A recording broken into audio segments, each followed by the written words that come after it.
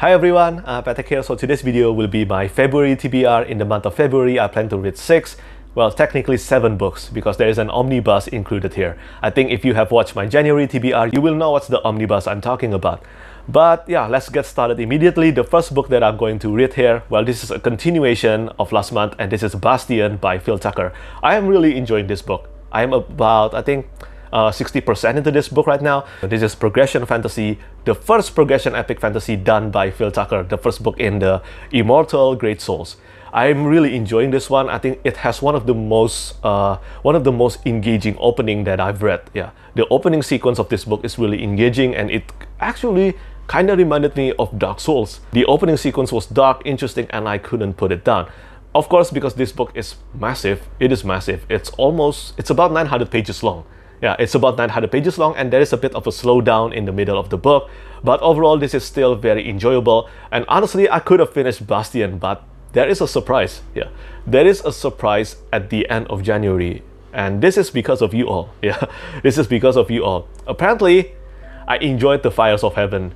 Yeah, I enjoyed The Fires of Heaven, the 5th book in the Wheel of Time series by Robert Jordan, a series that I have DNF'd for 2.5 years. I will talk more about The Fires of Heaven in my wrap-up. You know what? I will just do a review for The Fires of Heaven because I have plenty of things to say, and I think I can actually tell you why this book actually worked for me. Excluding the advice that I got from all of you who encouraged me to continue reading The Wheel of Time without actually being offended by my review for The Shadow Rising. I know that my review for The Shadow Rising is harsh because, well, that's my honest opinion. But this is also me being honest about actually enjoying The Fires of Heaven, even though I don't actually hear a lot of people saying that love The Fires of Heaven. I think I will talk about The Fires of Heaven later in my review and also my January wrap-up. But right now, I just want to say that Bastion is really good. The reason my reading of Bastion was slower in the last week of January was because, well, because of Fires of Heaven, I suddenly just have the mood to actually read and continue with The Wheel of Time. But this month, I definitely will finish Bastion. And after Bastion, I plan to read The Bladed Fate by David Dalglish. This is the first book in the Vagrant Gods trilogy. This book is unrelated to everything that David Dalglish has ever written. So if you haven't read anything by David Dalglish, you're safe to start here. And this book is actually included in my 5 stars prediction because everything I heard about it, and I have actually read the first chapter of The Bladed Fate now, and it's incredible. So the story of The Bladed Fate is about Cyrus, a usurp prince, prepares to take up the mantle of a deadly assassin and reclaim the kingdom, his people, and his slain gods. Cyrus was 14 when his country was invaded, his gods slain, his parents, the king and queen, beheaded in front of him. After years held prisoner in the invaders' court, a mysterious group of revolutionaries breaks him free and give him the chance for revenge that he's always dreamed of. In exchange, he will become the figurehead of their rebellion. He will become a hero to unite the people and strike fear in the hearts of the Imperials. He will take up the skull mask and the twin swords to become the legendary Vagrant, an unparalleled assassin of otherworldly skill. But all is not as it seems. Creating the illusion of a hero is the work of many, and Cyrus will soon discover the true price of his vengeance. In the past few years since I first read David Dalglish's work, it was the Keeper's trilogy, I have never seen David Dalglish this passionate about his release. Never. This one, I can really tell that he's so passionate about this book, he's so passionate about this release. And he also mentioned that this is Final Fantasy inspired. I really don't need to hear anything else. I look forward to reading this book as soon as possible this month. And then the next book that I plan to read in the month of February is Iron Prince. Iron Prince by Bryce O'Connor and also Luke Milenko. I'm sorry if I mispronounced the name. This is the first book in Stormweaver series, and honestly, this is one of the most highly praised self-published science fantasy book that I've seen. Yeah, the rating for this one is absolutely insane. It is insane. It has a 4.61 average rating out of 8.5k ratings.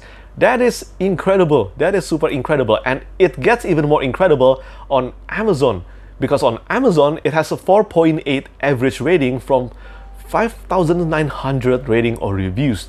If you don't know, that's very crazy high on Amazon.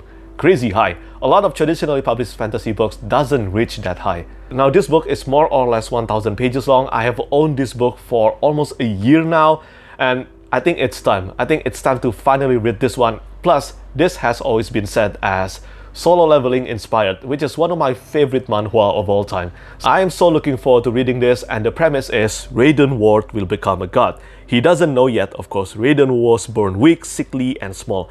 Afflicted with a painful disease and abandoned by his parents because of it, he has had to fight tooth and nail for every minor advantage life has allowed him. His perseverance has not gone unnoticed, however, and when the most powerful artificial intelligence in human history takes an interest in him, things begin to change quickly. Granted a CAD, a combat assistance device with awful specs but has an infinite potential for growth, Raiden finds himself at the bottom of his class at the Gallagher Institute, one of the top military academies in the collective. Along with his best friend Viviana Arada, Raiden will have to start his long climb through the school rankings and onto the combat tournament circuits that have become humanity's greatest source of excitement and entertainment. So begins the rise of the gods, so begins the ascent of the Storm Weaver. The cover art is done by Yam, and it's also designed by Sean King. This premise actually sounds similar to a lot of manga I love, especially shonen manga. For example, My Hero Academia. So for those of you who haven't read My Hero Academia or haven't watched it yet, so My Hero Academia begins with Deku, the main character, actually telling the reader that the entire manga series is kind of like a story of how he became the #1 hero, even though he was no one in the beginning of the series. I am so looking forward to reading The Iron Prince. I think it's about time for me to read this one because if I'm not mistaken, the sequel actually will come out within this year. And then the next book that I plan to read is a sequel. This is The Empire of Dirt by Philip C. Quantrill. This is the second book in the Echo Saga series, and I really enjoyed reading Rise of the Ranger. I have posted my full review for Rise of the Ranger on this channel and also on my Goodreads page. And I really enjoyed reading Rise of the Ranger. I think the first 40% was a bit rough here and there, but I think it was also necessary to have that build up and that introduction to the number of quite a lot of characters in the first book. I have a good feeling that after reading the second half of Rise of the Ranger, that the sequel, The Empire of Dirt and beyond that, will actually be better than Rise of the Ranger, which is, you know what, that's pretty crazy, because if Rise of the Ranger is actually the weakest book of the entire series, then I may have just found a new favorite series to include in my list of favorite series of all time. And then the next book that I want to read is again another sequel, and this is the omnibus that I talked about in the beginning of this video. This is Rise of the Empire. So this is the second omnibus in the Rairia Revelations, but technically this is the third and fourth book in the Rairia Revelations. So this omnibus consists of Nifron Rising and also the Emerald Storm. I am honestly still shocked by how much I enjoyed reading Theft of Swords.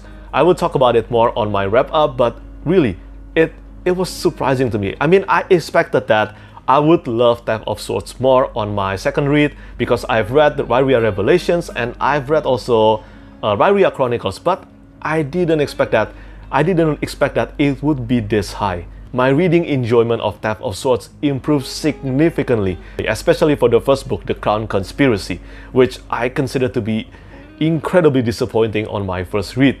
And I actually had a great time already on my first read of reading Rise of Empire. I think this is where the series starts to take its shape, and this is where I began to slowly care about the main characters, Royce and Hadrian. But the thing that I remember most about Rise of Empire is that this is the omnibus where I started to care so much, not about Royce and Hadrian, but about the side characters, about the supporting characters, especially the female characters. I'm not kidding, I've read a lot of fantasy books, and to this day, Michael J. Sullivan still writes some of the most compelling female characters that I've read.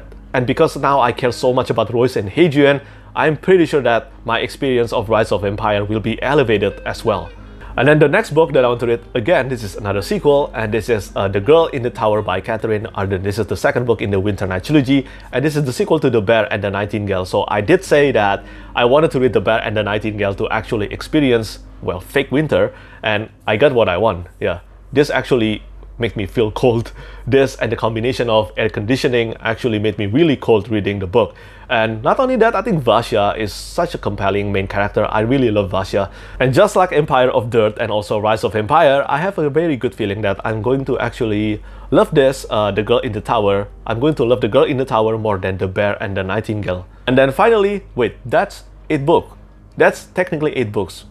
You know what? Okay, I plan to read 8 books in the month of February. So the last book that I plan to read within February is Hyperion. Yeah, Hyperion by Dan Simmons. This is the first book in the Hyperion Cantos, and It's time. It's finally time for me to read this super hyped, super highly praised classic sci-fi. This is a book that has been hailed by so many readers as one of the greatest sci-fi novel of all time, especially the first book.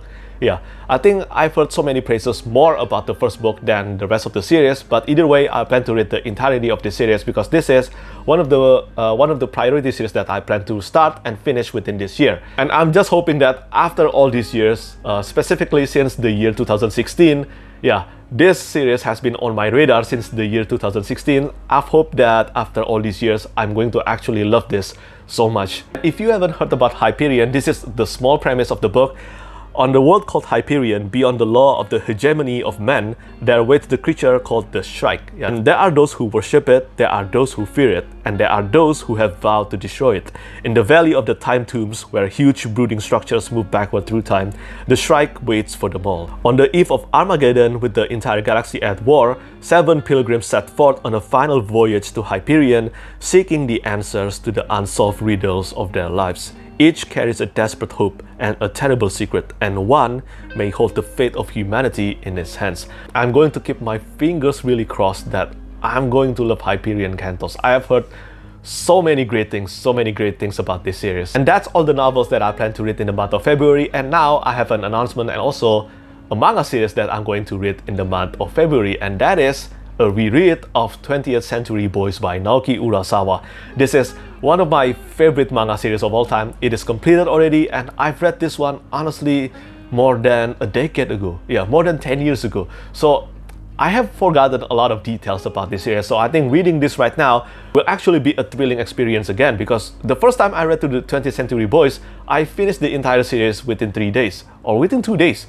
Yeah, it was really fast. I couldn't put it down. This is one of the most intriguing thriller and mystery book, or to be more precise, one of the most page-turning experience I've ever had in reading. It was super good, and my announcement is this. I'm going to be reading this together with Sarah from Sarah Reads, and both of us will actually make discussion video constantly about this series. This will be the first time Sarah read through the 20th Century Boys, and this will be, again as I said, my first reread after more than a decade, so I think it will be a very fun experience. And if you have read the series, or maybe if you're interested in the series, I highly recommend you to check out those videos when they're posted.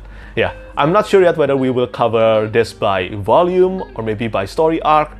We're still discussing about it, but both of us are very excited about finally reading 20th Century Boys, for me again, and for Sarah the first time. Also, while I'm talking about 20th Century Boys, if you haven't actually read anything by Naoki Urasawa, do it. Monster, Pluto, Billy Bat, and also 20th Century Boys, all of them are brilliant. They're absolutely brilliant, and in my opinion, Naoki Urasawa is one of the best mangaka of all time. So yeah, that's all the novels and manga that I plan to read within the month of February, and let me know what you plan to read within this month and what do you think about my TBR.